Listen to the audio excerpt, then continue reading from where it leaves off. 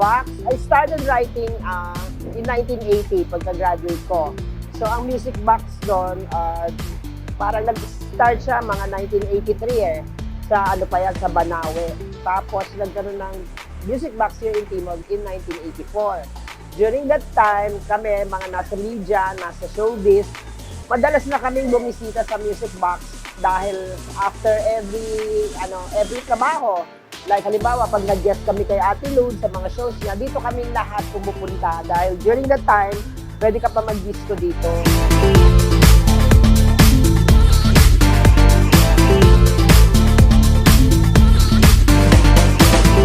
Ang library noon, naging bahay na ng mga celebrities from all walks of life.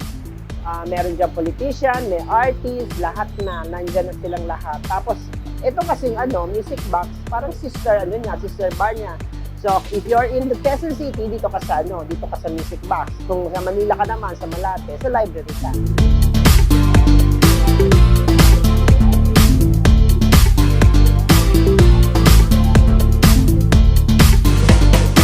Tapos lumipat sila dito sa Timog, nung lumakas na, dito na sinilang ang bagong Music Box. Hanggang nawala na sila Wawi, Sunny Pinka. Siyempre, kailangan ituloy natin yung legacy since 40 years na siya ngayon. So, tinuloy namin ni Jerry Gadeja ang The New Music Box, powered by the library.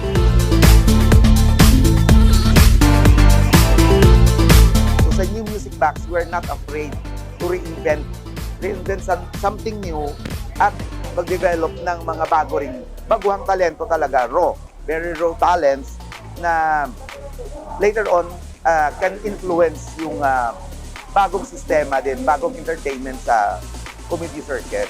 We are discovering new talent. Nag-discover kami ng mga new breed of artists, new workshop, at pinagtagang bagong sibol para sila na may sumunod sa yapak ng mga nauna. We have Jello Alagban of Starstruck. We have also Alma Moreno. And then yung mga talents natin dito sa Music Box na mga baguhan are signed with Di Calibre, as well yung mga iba ring mga komedyante natin dito. They are now signed with Di Calibre kasi gusto din naman natin na makapagbigay din ng trabaho outside. Itaas mga kamay at magpigil ang sumabay at umiinit. Ilapas at bigay. Hindi lahat ng mga negosyo tumatagal ng 40 years. Kaya gusto ko pong batiin ang lahat po na naging bahagi ng Music Box. Simula pa nung simula, lahat ng mga naging may-ari, lahat ng mga naging performers, staff, bahagi po kayo ng selebrasyong ito. Di na makapigil, hindi mapakali. Sing-init ng umaga, malakas ba sa kape? Formal ko po kayo iniimbitahan. Ang laki ng pagkakaiba ng bagong Music Box as compared before. Before, syempre medyo traditional, pero hindi namin minamalik yun dahil sila ang nagsimula ng lahat. Wala sila, wala kami dito. Pero ngayon itong bago, mag-e-enjoy ang lahat kasi mas hands-on, mas interactive ang entertainment, at masasabi namin for all ages.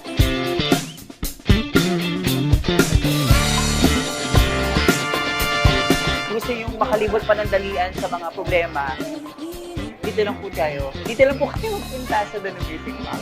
Powered by the library. Happy 40th anniversary, The New Music Box.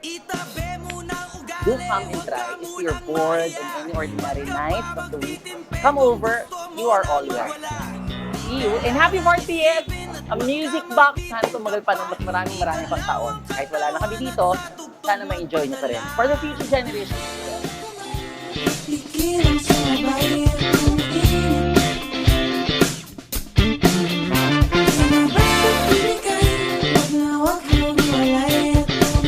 Mamu, Andrew, and Boss Jerry, happy anniversary. Imagine 40 years and we're all still here, standing up, at talagang ipinaglalaban natin ang pagpapakabuti para sa ating mga host at sa ating bar. Happy 40th anniversary to us, The New Music Box.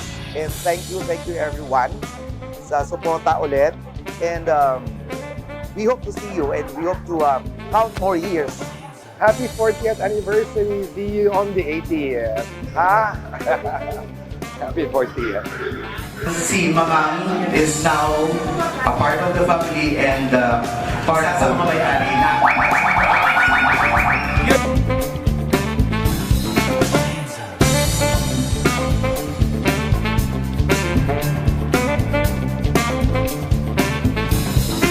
Happy 40th anniversary to our new home. Actually, matagal ko na home ito. The new Music Box, the original comedy bar in the country, the oldest. At saka may legacy na ganun ito. Happy anniversary to everybody involved. It's a new Music Box powered by the library. Congratulations. I love you so much. Ah!